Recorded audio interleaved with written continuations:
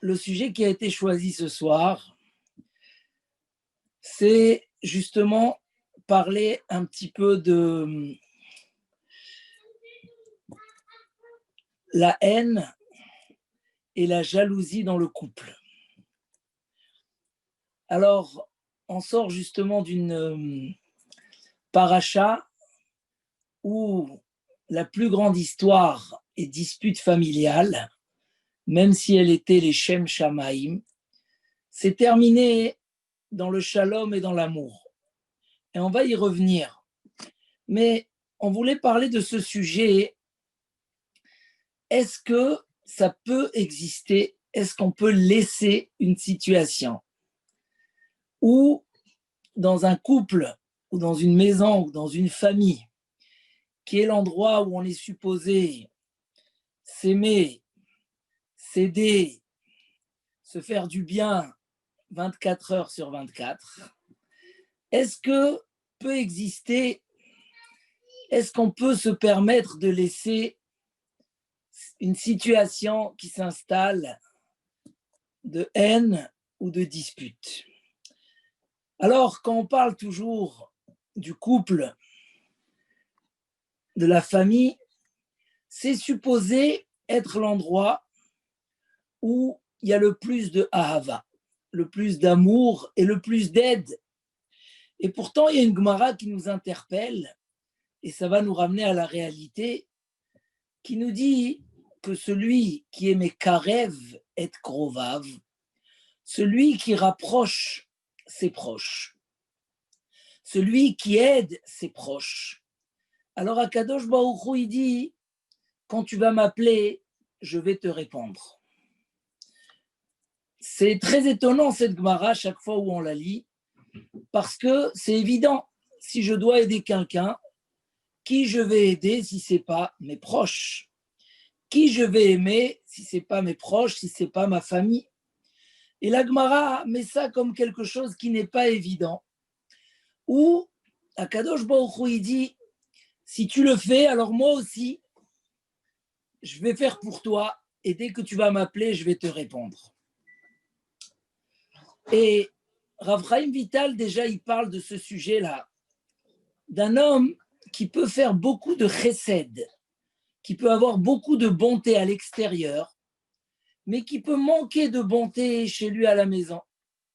Et il dit que cette bonté qu'il a à l'extérieur, si elle n'est pas ramenée chez lui, si on n'a pas de la bonté chez nous, à la maison, avec notre famille, avec nos proches, alors ce n'est pas du chesed. L'essentiel du chesed commence d'abord en interne.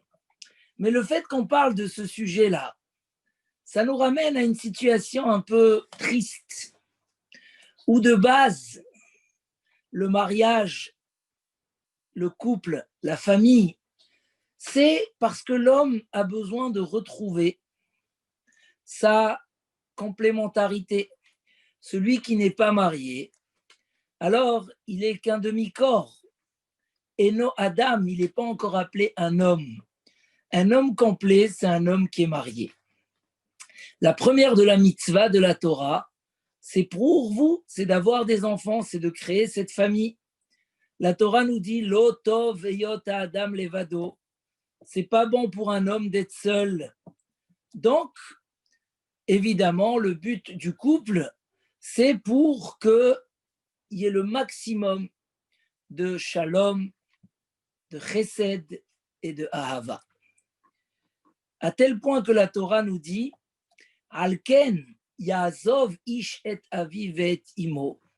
C'est pour cela qu'un homme va laisser son père et sa mère. Vedavak beishto, il va se coller à sa femme. Veayu le basar echad, et ils vont devenir un seul être.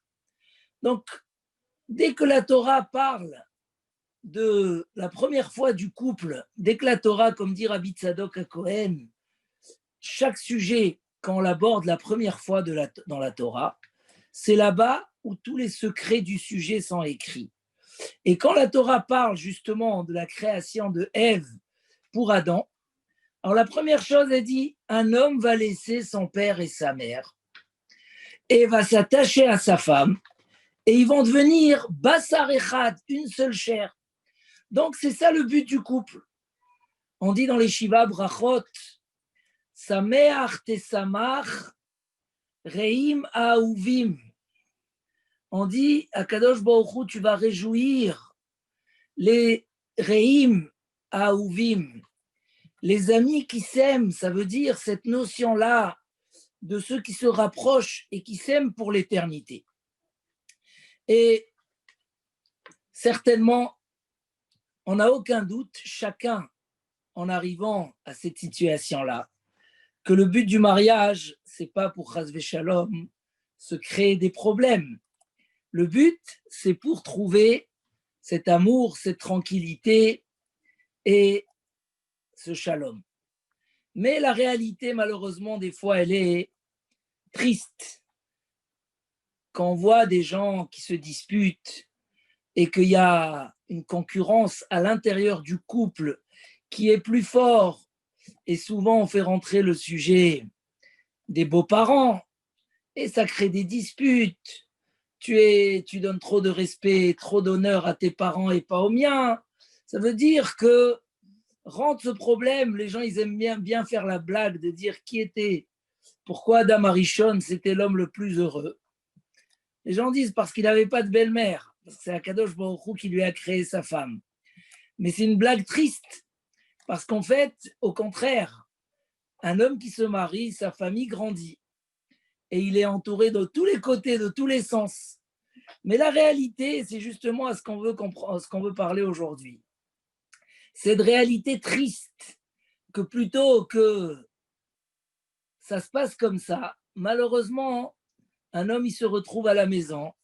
Et même si c'est occasionnel, parce que, au Hachem, on ne parle pas d'une situation où les gens sont tout le temps en train de se disputer, Chas Shalom. Mais même le fait que ça arrive occasionnellement, où on peut entendre aujourd'hui de plus en plus des lignes rouges qui sont franchies. Les gens, à peine ils se disputent un petit peu, déjà ils abordent le divorce, même s'ils sont loin de le penser. Mais parler de divorce, c'est facile. À peine il y a une petite dispute et un des conjoints veut gagner sa dispute, veut être le plus fort, qui va déjà dire, bon, on peut se divorcer. Ça fait de la peine. Parce que l'union, c'est une union pour la vie, pour l'éternité, et qu'un homme puisse très facilement faire sortir de sa bouche et dire, alors on peut se divorcer, c'est que l'union n'est pas assez forte, c'est qu'on n'a pas compris au fin fond de nous, et on ne met pas assez de force pour justement construire cette union qui soit une union durable et éternelle. Le fait que des fois les gens peuvent aller dormir une nuit ou 2 nuits ou 3 nuits, chacun de son côté, en étant fâché et ne pas parler pendant quelques jours, comment ça peut exister une chose pareille? La Gemara a dit, Leolam ya Adam Zahir bichvod ishto. Un homme doit être très très prudent dans l'honneur de sa femme. Parce que, puisqu'elle se vexe très facilement, alors elle peut pleurer très facilement. Et des larmes dans la Torah, c'est très très grave. Comment un homme peut savoir que par un peu d'orgueil et par un peu de fierté, il peut laisser sa femme pleurer? Mais des larmes, chez Akadosh Baruch Hu, il n'y a pas pire. On dit dans la Gemara qu'il y a des moments où toutes les portes du ciel sont fermées. Mais les portes des larmes restent toujours ouvertes. Les larmes, c'est très très grave. Il y a même une histoire dans la Gemara, une histoire un petit peu choquante, de Rav Rachoumi. Rav Rachoumi était un homme qui allait étudier pendant quelques mois à la yeshiva et il revenait veille de Kippour chez lui à la maison. Et voilà que une année, veille de Kippour, il s'est mis à étudier et il s'est oublié dans l'étude. Et entre-temps, sa femme, elle attend, elle voit qu'il n'arrive pas. Alors, elle est très peinée, et elle voit que l'heure passe et il pourra bientôt plus revenir. Donc, de tristesse, elle est sortie pour l'attendre, pour voir s'il arrive. Et quand elle voit qu'il n'arrive pas, elle a fait couler une larme. Et lui, juste à ce moment-là, quand elle a fait couler cette larme, lui, il s'est réveillé, il a dit, oh là, je suis en retard. Et il a décidé de rentrer chez lui à la maison, mais c'était déjà tard. Il a mis le pied sur l'escalier s'est écroulé, il est tombé, il est mort. À cause de la larme que sa femme a fait couler. Et demande Rav Chaim Shmolowitz, mais qu'est-ce qu'elle a gagné que son mari est mort? Pourquoi dans le ciel on l'a punie aussi gravement alors que ce n'est pas dans l'intérêt de sa femme? Elle ne voulait pas une chose pareille. Il dit Rav Chaim Shmolowitz que de faire de la peine à son prochain, c'est comme du feu. Le feu, quand on touche au feu, on se brûle. Il n'y a rien à faire. C'est comme ça. Un homme qui fait mal à son prochain, il déclenche des punitions contre lui d'une manière directe. On ne peut rien faire dans le ciel, on ne peut pas supporter cette douleur et cette tristesse. Alors c'est valable dans les deux sens, mais la Gemara nous dit quand même qu'une femme se vexe plus facilement et elle peut pleurer plus facilement. Donc je reviens sur le sujet que malheureusement aujourd'hui il y a une négligence de l'importance qu'on doit investir à l'intérieur de chez soi. Hamekarev et krovav, de rapprocher ses proches, de faire en sorte qu'il y ait que le maximum du temps possible, ça soit dans le shalom et dans l'amour. Et voir cette facilité et de voir comment on peut se disputer des fois sur des bêtises et sur des détails, et surtout quand il s'agit des belles familles, où très facilement les gens vont se mettre contre leur conjoint, alors que la Torah nous dit Ve'ayu le basar echad. Le but, c'est qu'on soit un. Et on va commencer par réfléchir avant de chercher les solutions, mais de réfléchir qu'est-ce qui se passe, comment un homme qui sait très bien l'objectif, comment les choses peuvent changer si facilement que ça. Il y a un Satan, un Yetzer Hara. La Gemara raconte une petite histoire pour nous donner une idée qu'il y avait un couple qui se disputait tous les vendredis avant Shabbat. Vendredi avant Shabbat, c'est un moment de stress et ce couple-là, il se disputait tous les vendredis. C'est marqué dans les livres que c'est pas bien, qu'il faut veiller à ce que malgré tout le stress de vendredi, qui est complètement le shalom. C'est même marqué dans Avraham Falaji qu'il a constaté que ces disputes-là vendredi soir, vendredi après-midi, ne portent pas bonheur. Donc Rabbi Meir a vu que ce couple se disputait. Il a décidé de faire quelque chose. Il s'est fait inviter chez eux pendant 3 vendredis. Et il est resté à la maison et il les a encouragés.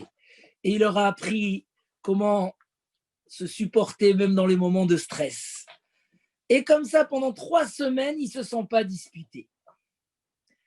Après ces 3 semaines, on entend le Satan qui dit « Vaille, oi au Satan que Rabbi Meir l'a renvoyé de chez lui. » C'est-à-dire le Satan, ça y est, il se trouvait chez lui. Et quand Rabbi Meir le fait partir avec 3 semaines où il les laisse pas se disputer, Rabbi Meir, il dit « Ah, le Satan, il dit « Oh là là, on m'a renvoyé de chez moi. » C'est-à-dire que des fois, le Satan, le Yetzer Hara, et on verra quel Yetzer Hara, se trouve et s'installe et nous, on l'encourage. Et on perd la personne la plus proche et la plus chère à nous. Et ça, c'est quelque chose, une réflexion à avoir et à bien analyser. Que dans un couple, on n'est pas 2 personnes qui se disputent, 2 rivales. On est une seule, on est une entité qui est en train de construire un futur et un avenir. Et comme on verra dans la suite, ça peut se construire que dans l'union et dans l'amour, dans le shalom. Alors, qu'est-ce qui se passe? Pourquoi la réalité, n'est pas comme la théorie. Pourquoi on a du mal à mettre en place ce système alors qu'il est complètement logique dans notre esprit? Qui pense autrement que le mariage, c'est pour trouver cet amour, cette complémentarité? Et dit la Mishnah dans Pirkei Avot. La Mishnah dans Pirkei Avot nous dit Hakin'a ve'ata'ava ve'akavod motzi'in et ha'adam mina olam. La jalousie, les désirs et l'honneur. L'honneur, c'est des choses qui font sortir l'homme de son monde. Ils lui font perdre son monde. Un homme, il a son monde et ça s'explique de plusieurs façons. Chacun, il a son petit monde chez lui à la maison. Chacun, à l'intérieur de lui-même, il a un petit monde. Et on a aussi tous nos objectifs éternels, matériels et spirituels. Et ces trois caractères-là peuvent complètement faire sortir l'homme de tout ce qu'il a compris, de tout ce qu'il a construit. Hakin'a, la jalousie. Combien nos chachamim ont parlé contre la jalousie? Al tachnis bilvavcha kin'a, n'accepte jamais d'être jaloux. L'homme, il doit tout le temps être à sameach bechelko, celui qui est content de ce qu'il a, et jamais être jaloux de ce que l'autre va avoir plus. Et c'est très fin parce que des fois, ça peut être dans des choses, dans les gens les plus proches de chez nous, les familles les plus proches, où il suffit que la jalousie rentre. Il dit à Benoît Roche, la jalousie, c'est une maladie qui ne guérit pas. Et pour ne pas rentrer dans la jalousie, il faut refuser de l'accepter depuis le début. Depuis le début, un homme, il doit avoir un œil positif. Tov ayin ou yevorach, celui qui a un œil positif, c'est lui qui est béni. Toujours dire, si je suis content de ce que l'autre il a, alors c'est moi qui sera le béni en premier.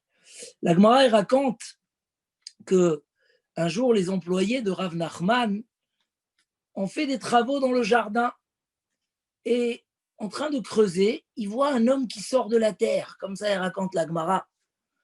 Alors, il leur dit, le Mashiach est arrivé, est-ce que le Messie est là? Je vois qu'on est venu, qu'on m'a dérangé. Il y a un homme qui était enterré dans le jardin. Alors, ils lui ont dit, non, le Messie n'est pas arrivé encore, malheureusement. Mais il a dit, bon, ok, alors laissez-moi tranquille. Ils lui ont dit, mais je ne comprends pas, tu es mort. Comment ça se fait que ton corps, il est entier comme ça? Il leur a dit, vous n'avez pas appris ce qu'il dit le roi Salomon. Urkav atzamot kin'a. La jalousie. Et celui qui est jaloux, c'est celui qui n'est pas jaloux, alors même après 120 ans, il reste entier. Et c'est incroyable, ça veut dire que cet homme-là, que toute sa vie, il a refusé d'être jaloux de qui que ce soit, ça lui a donné une tellement grande qualité qu'il est resté entier après 120 ans. Et il nous ramène ce passouk, la jalousie pourrit les os. On dit aujourd'hui la jalousie troue la marmite. Ça veut dire un homme n'a plus de contenu, il ne peut plus contenir les grandes choses qu'il est en train de construire, les brachot, si il laisse la jalousie. Hata'ava, les désirs, un homme que le désir est retourné envers lui. Comme on dit toujours, on s'aime dans le couple, mais pas comme on aime le poisson. Parce que ceux qui aiment le poisson, ils le dévorent et ils le déchirent. Et l'amour, c'est aimer son prochain. Il dit, là aussi le roi Salomon nous dit, l'eta'ava yevakesh nifrad. Un homme qui est rempli de désirs, qui cherche tout le temps qu'à se faire plaisir à soi-même, nifrad, il se sépare des autres. On ne peut pas rester unis si on est tout le temps en train de mettre ses intérêts en valeur. Et enfin, le kavod, l'honneur. Cette folie-là, un homme qui cherche chez lui à la maison d'être le plus fort. Quelle importance il y a à être le plus fort chez soi. Mais on peut être le plus fort rien que si on est unis et on est nous deux les plus forts. Et la folie du kavod, de vouloir être celui qui domine, être celui qui décide, être celui qui se met en priorité, et si ça ne convient pas, alors l'homme il rentre dans la haine. La Torah elle dit Lotisna et achicha bilvavecha. Tu n'as pas le droit de haïr ton prochain. Rien, la Torah nous a interdit la vengeance. Elle nous a interdit même, pour celui qui n'a pas de rancune, que si son ami lui a refusé quelque chose et que toi tu acceptes de ne pas refuser à ton ami la même chose, tu n'as pas le droit de lui rappeler et de lui dire regarde, toi tu ne m'as pas prêté la semaine dernière, mais moi je te prête quand même. Ou celui qui dit à sa femme toi, moi, quand je t'ai demandé de me faire à manger, tu n'as pas voulu, mais moi je te fais quand même. Même de rappeler qu'il y a eu quelque chose comme ça, c'est interdit dans la Torah. Et nous dit le Messilat Yesharim, c'est vrai que c'est dur, mais il y a ici un travail, nous dit Rabbi Eliezer, quelqu'un qui construit sa vie sur les midot raot, sur les mauvais caractères, sur cet égoïsme, sur la recherche tout le temps des plaisirs pour soi, celui qui est jaloux, qui veut toujours être le mieux placé, alors il est en train de se détruire dans l'endroit où il devrait se construire. On dit, et c'est vers cette solution qu'il faut aller. On raconte que Rav Eliaou Lapian, un jour, il a accompagné sa femme chez le médecin. Et le médecin, il lui a dit, qu'est-ce qui se passe? Il lui dit, j'ai mal au pied. Alors, il dit, dans quel pied? Il dit, je sais pas, c'est ma femme, demandez-lui. Il lui a dit, mais tu m'as dit que c'est toi qui as mal au pied. Il lui a dit, oui, quand ma femme, elle a mal au pied, alors moi aussi, j'ai mal au pied. Parce que ça me fait mal qu'elle a mal au pied. Ça veut dire, dans l'esprit d'un homme, il faut savoir, la Torah, elle a dit, le but du mariage, c'est d'être echad, c'est d'être un seul. Et même, c'est dur à dire, mais je vais le dire, même sur le compte des parents, mais on verra que Chazvé Shalom, c'est jamais sur le compte des parents, Chazvé Khalila. C'est juste que on n'a pas besoin, Chazvé Shalom, une fois que l'homme il est uni et il va dans le même esprit que sa femme et il est prêt à tout donner, il ne peut plus y avoir des disputes avec les beaux-parents. Parce que on a tellement mis en valeur et en importance, on a donné tellement d'importance à la volonté d'être echad, d'être uni, que la volonté de l'autre devient ma volonté.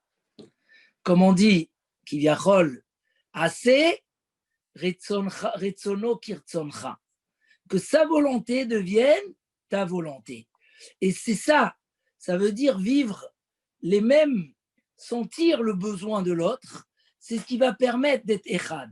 Mais le problème, c'est ça, c'est qu'un homme, il arrive à la maison avec toutes ses valises de mauvais caractère.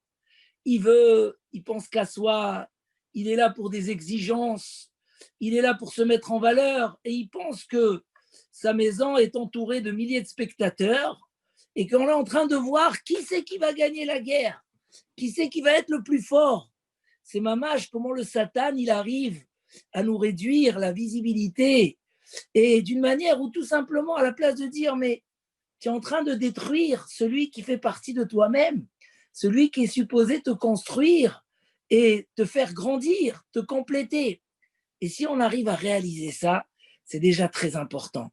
Se dire que si le schéma est la manière de se défendre ou la manière d'obtenir ce qu'on a envie, c'est la kin'a, la jalousie, la ta'ava, le désir et la recherche des honneurs, alors chas v'shalom, motzi'in et adam mina olam.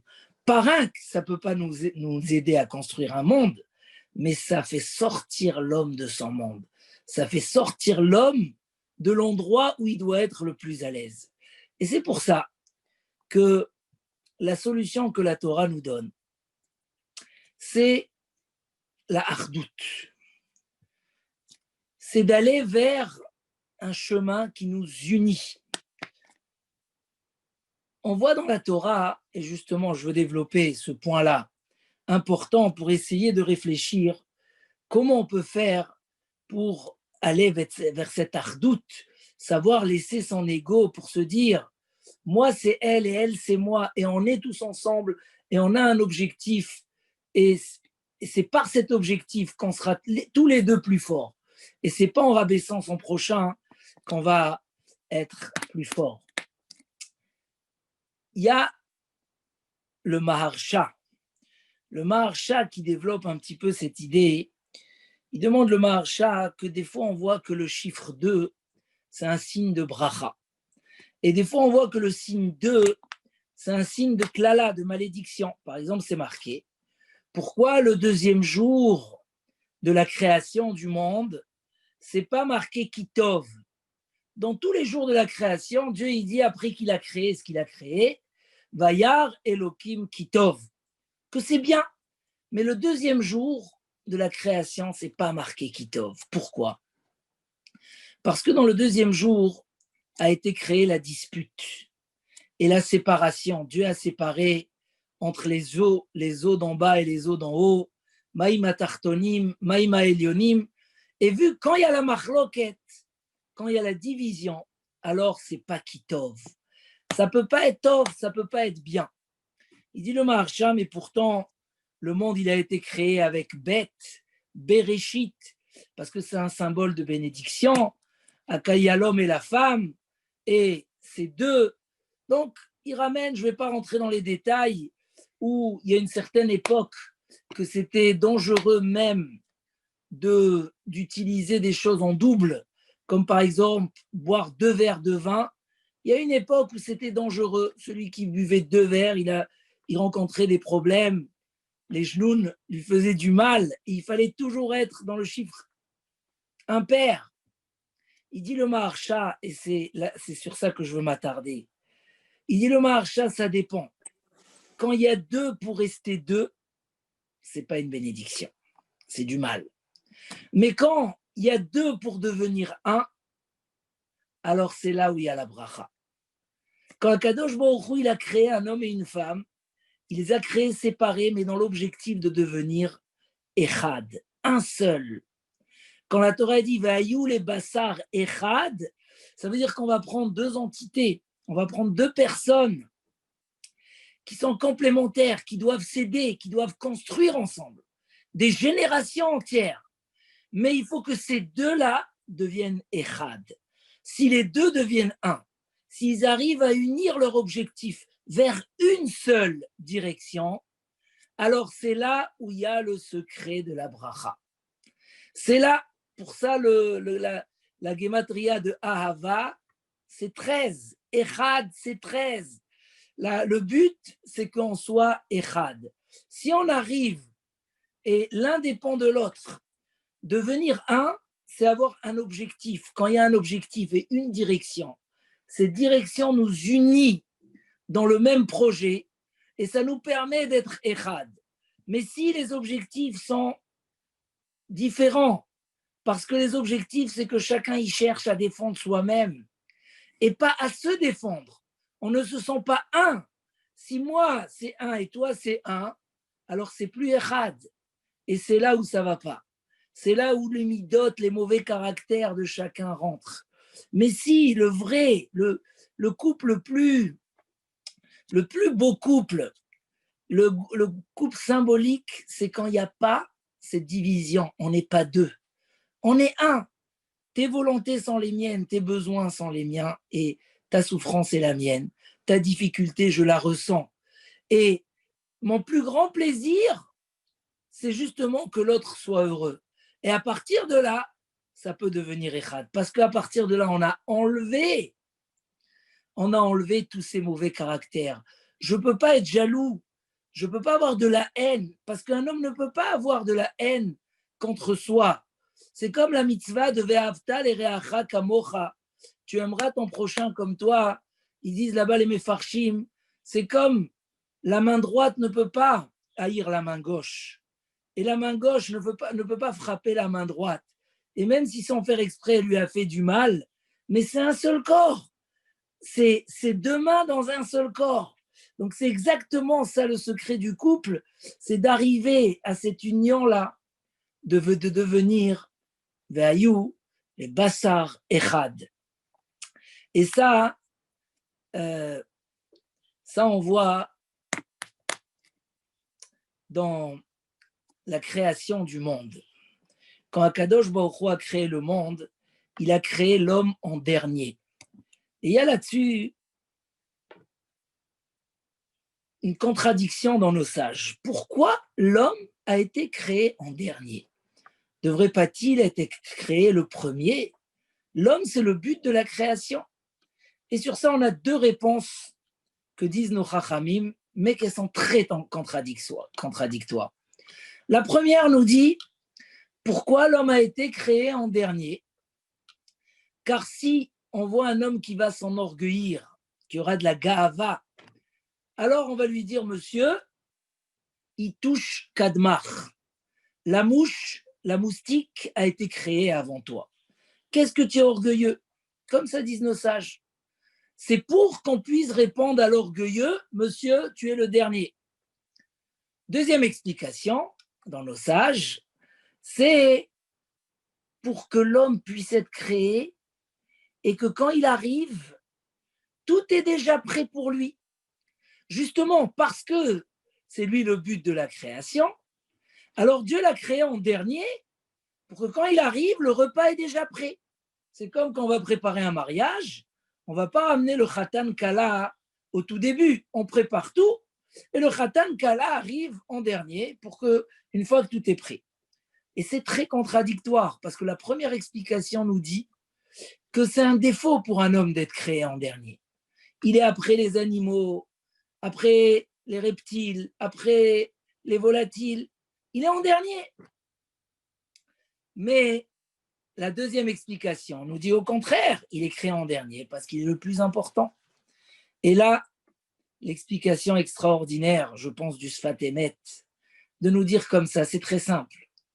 Si un homme, il fait ce qu'il doit faire dans la vie, si un homme, il sert à Kadosh Baruch Hu, donc tout ce qui a été créé pour lui.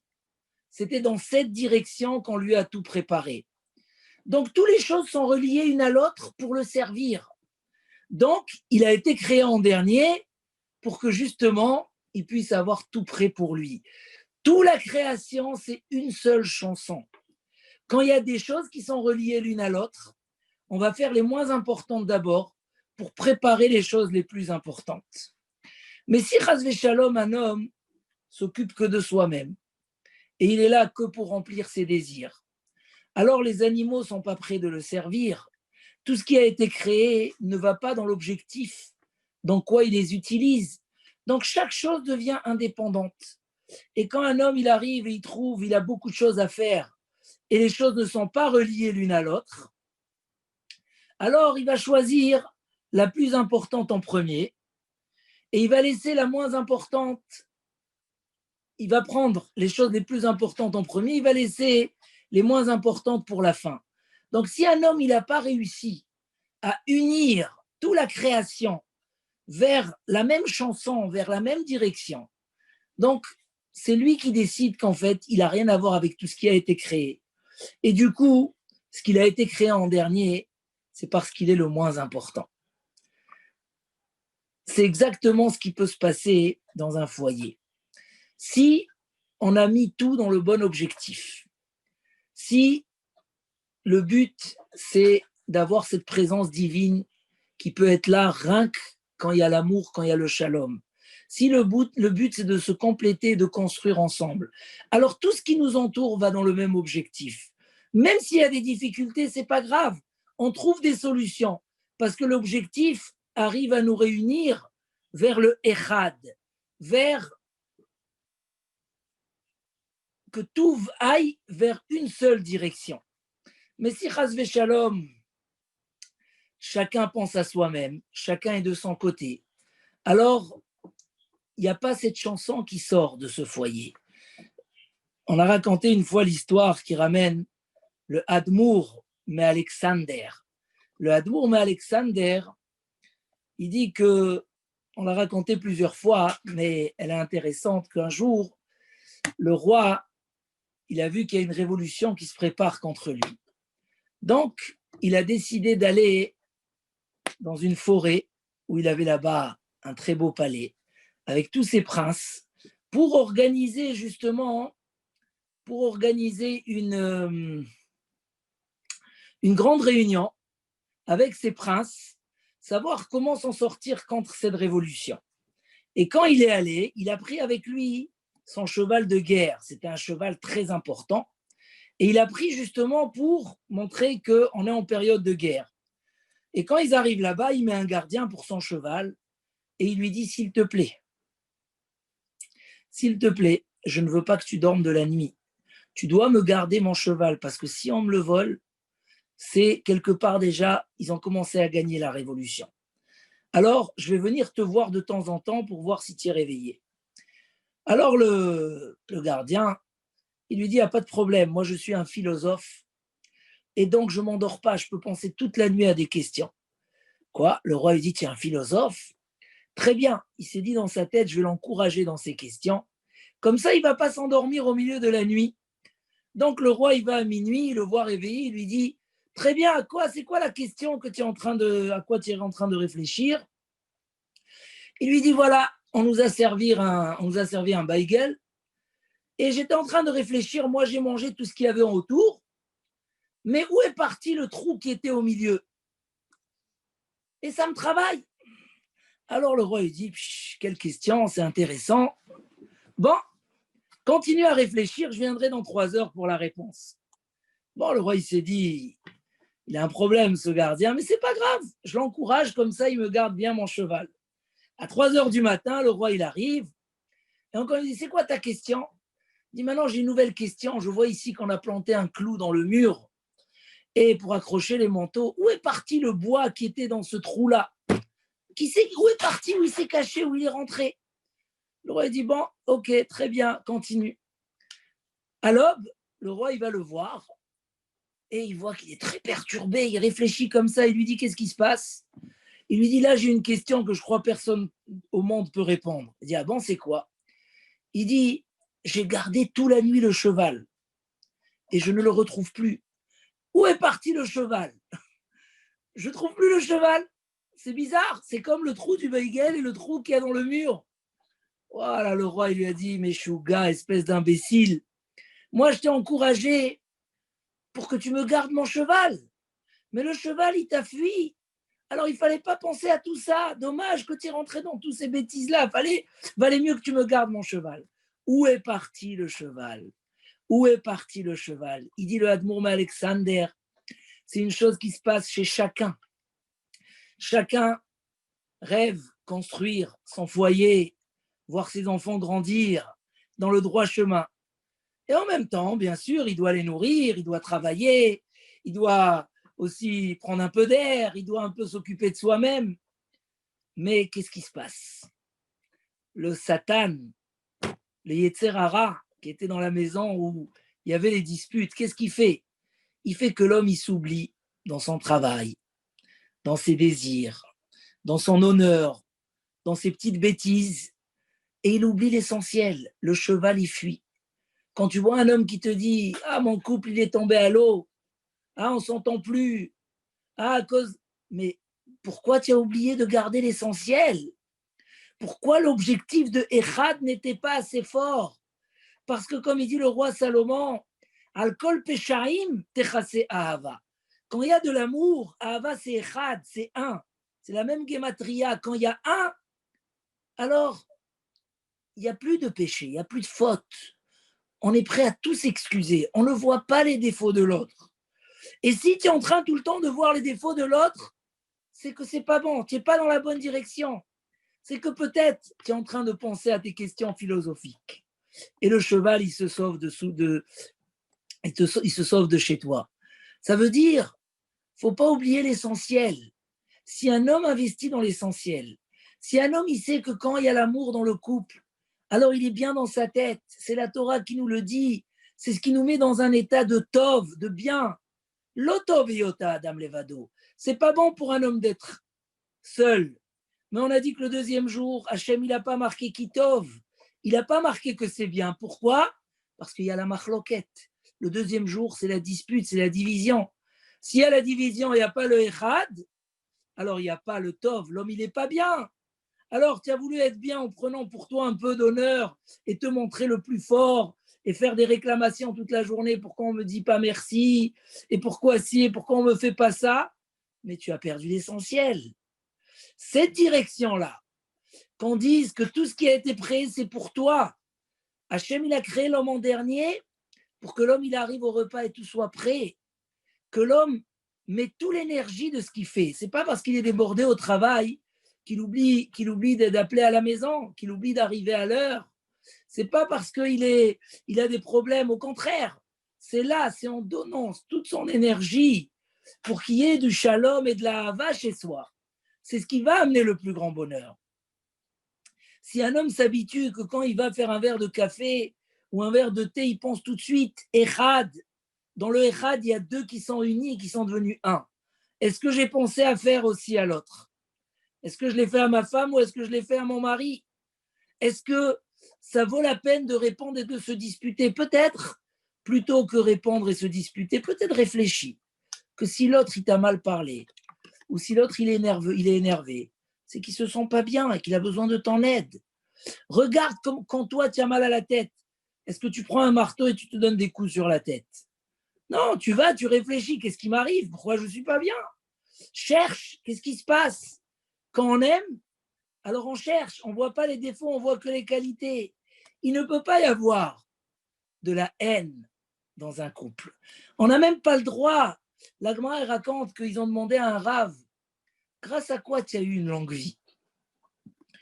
Dans les choses qu'il leur a répondu, c'est que jamais je suis allé dormir sans pardonner à tous ceux qui m'ont fait du mal.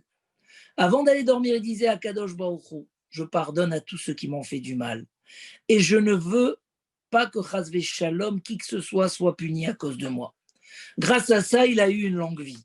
Oui, c'est cet homme-là qui n'est pas prêt de dire, bon, je ne parle pas avec elle pendant 3 jours.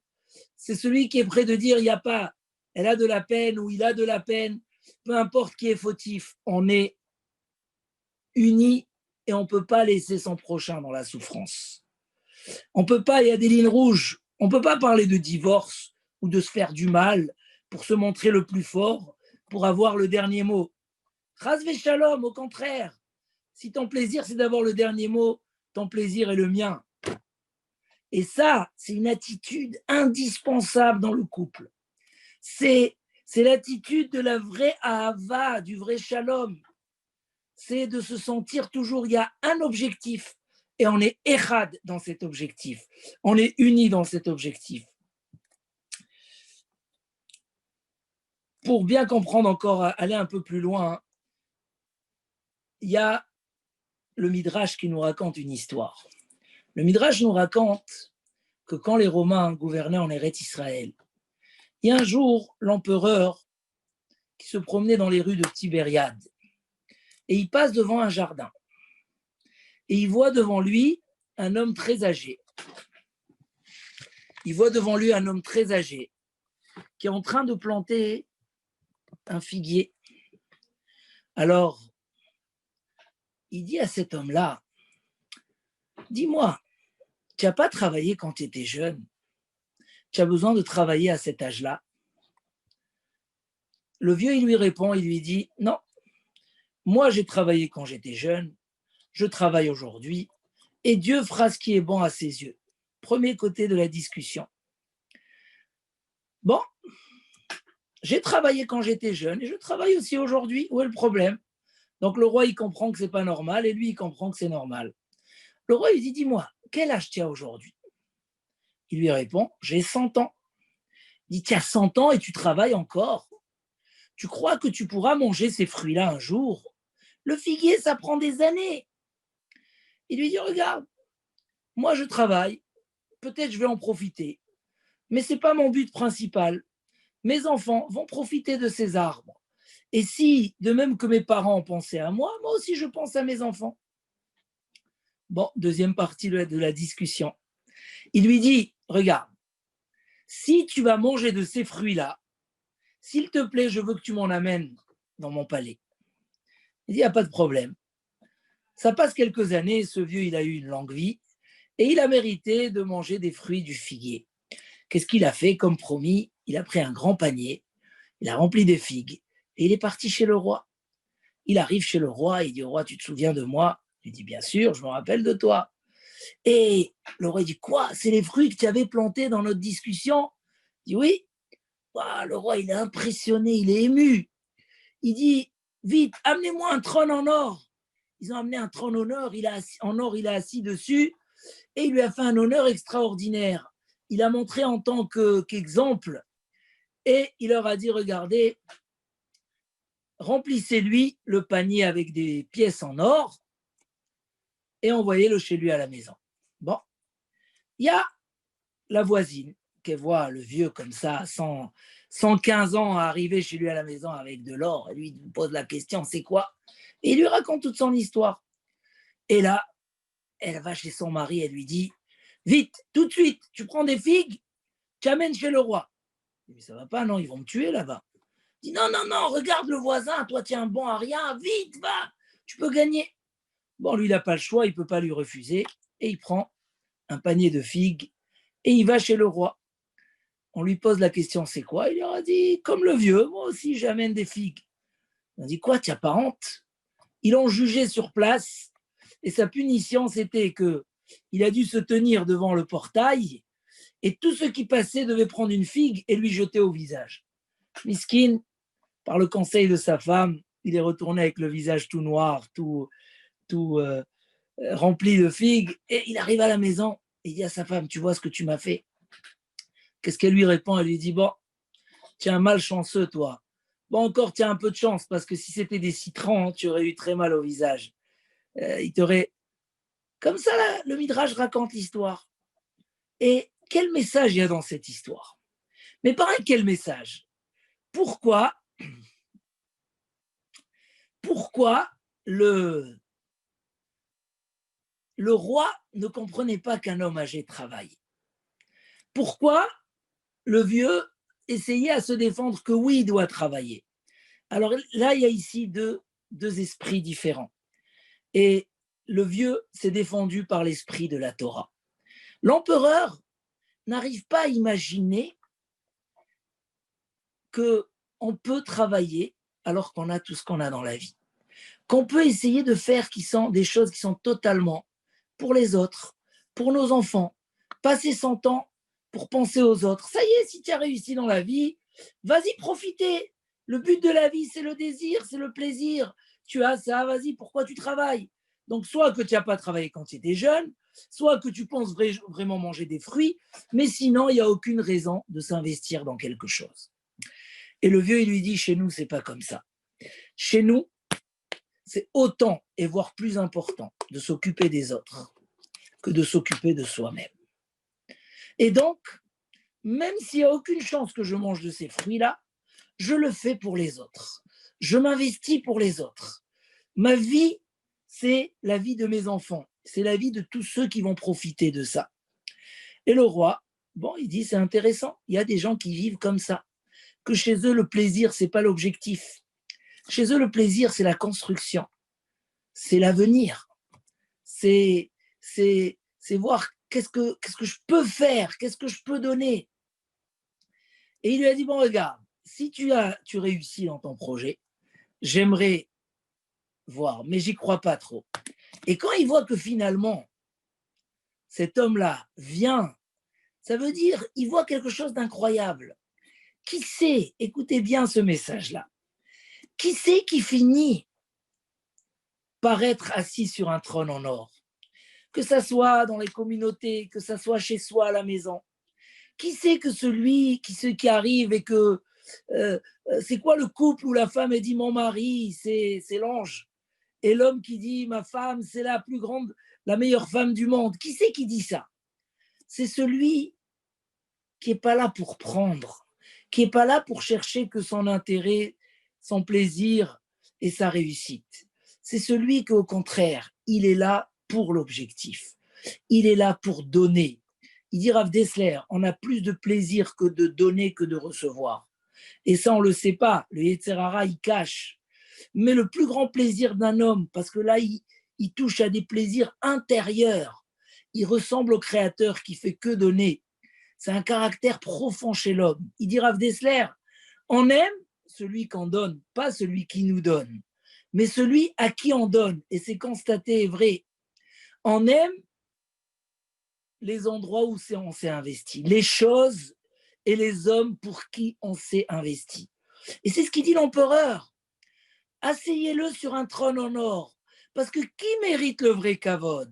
Ezeu mechoubad, qui est l'homme honorable à la maison? Hamechabed et abriot, celui qui honore les hommes, c'est lui l'homme honorable. Celui qui se sauve des honneurs pour le donner aux autres, alors les honneurs lui courent après. Donc, ce n'est pas la peine de te disputer pendant 2 heures pour dire que tu as raison et que tu as eu raison et qu'on ne te dit pas merci et qu'on ne fait pas ci, qu'on ne fait pas ça. Donne à l'autre. C'est toi qui vas obtenir le mieux. C'est toi qui vas être assis sur un trône en or. À qui on donne le panier avec les pièces en or?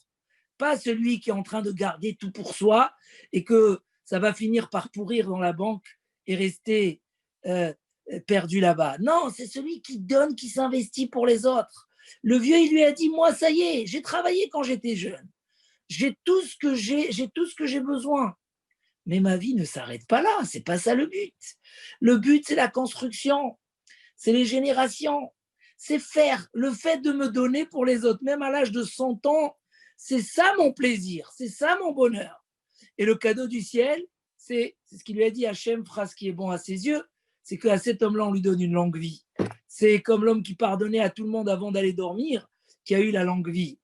Et pour ça, le Chachamim finit cette histoire par la petite anecdote de la femme qui fait rentrer son mari dans une situation pas possible pour gagner de l'argent sans réfléchir. Elle n'est même pas capable après de dire c'est de ma faute, mais elle lui dit tu es malchanceux, heureusement que ce n'était pas des citrons. Pour dire que même quand on a autour de nous des gens qui ont un couple magnifique, mais on va peut-être pas toujours voir l'investissement, on va voir les fruits. Cette femme, elle lui a dit je veux les fruits, je veux ressembler à ce vieux-là. C'est un homme heureux, va chercher comme lui. Mais va chercher comme lui, il faut faire le travail et l'investissement. Celui qui plante ses graines d'amour, celui qui plante ses graines d'amour chez soi à la maison, celui qui sait toujours, justement, nos chachamim nous apprennent qu'il faut avoir cette petite sagesse de voir les choses qui peuvent entraîner conflit. J'entends tellement de couples où il y a des conflits parce qu'ils sont en train de se disputer mes parents, tes parents. Non, nous, on est unis et on doit trouver des solutions, comment respecter les miens et les tiens. Évidemment, un homme, il ne doit pas tirer tout de son côté.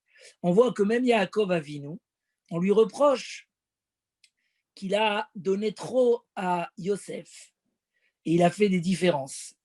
Et ça a fait de la haine et de la dispute entre les frères. Léolam al yeshane Adam ben Abanim. Un homme ne doit pas changer entre les enfants, faire des différences. Parce que c'est ce qui a entraîné l'exil en Égypte. Donc oui, nos chachamim nous disent, un homme, il doit être réveillé, il doit savoir, il doit essayer de voir, de ne pas faire. Alors il faut prendre en considération autant ses beaux-parents que ses parents. Il faut réfléchir aux besoins de l'autre autant qu'à ses besoins, et des fois même plus. Mais dans tous les cas, on gère ensemble le problème. Ce n'est pas tes parents et mes parents, c'est nos parents. Nos chachamim nous ont dit qu'ils ont instauré que l'homme, il a comme une mitzvah de respect, comme il a la kiboud avaim envers ses parents, il a une responsabilité de respect vis-à-vis de ses beaux-parents. Ils ont même dispensé certains, la Torah nous dit du kiboud avaim, du respect des parents, pour s'occuper de son mari. Évidemment, sans manquer de respect à ses parents. Mais on voit combien la Torah nous dit un homme laissera tout ce qu'il y a autour pour se coller à l'autre. Vedavak beishto, vesimach et ishto, il va réjouir sa femme. Le but, c'est ve'ayu les bassar echad. Voilà, tout ce qu'on peut investir dans le couple. Et c'est un conseil très important. Tout ce qu'on peut investir dans le couple pour que tout soit uni. Il y a même des gens qui ne veulent pas qu'il y ait deux camps différents, qu'il y ait tout le maximum. Bien sûr, chaque situation est différente, mais on doit tout faire ensemble. Que même dans l'extérieur, dans notre façon de vivre, tout est calculé ensemble. Nous, pas toi, pas moi, mais il y a nous. Comment on gère cette situation? On peut parler de mes parents ou de les miens. On peut parler de ton problème ou du mien. On doit trouver la solution pour que dans notre esprit aussi les choses soient comme ça. Et quand je défends le problème de l'autre, je défends mon problème. C'est mon problème. La douleur de l'autre, c'est ma douleur. Et si on arrive à ça, alors on peut arriver à cet objectif que Yaakov, il attendait de ses enfants à la fin de partir de ce monde-là. Il leur a dit, je veux pas qu'il y ait des divisions dans le cœur. Je veux pas qu'il y ait une séparation, que il n'est pas entier dans sa foi envers Akadosh Baruch Hu. Et là, ils lui ont dit, Shema Israël, Hashem Elokeinu, Hashem Echad. C'était ça l'objectif pour traverser l'exil, pour avoir de la force, fallait être Echad. Nous aussi, il y a toutes sortes de choses difficiles dans un couple à gérer. Il y a beaucoup de choses, mais on ne fait pas comme le philosophe qui a perdu le cheval. On centralise, on oublie, toutes les choses sont des détails. Tout ce qu'il y a autour, c'est des détails.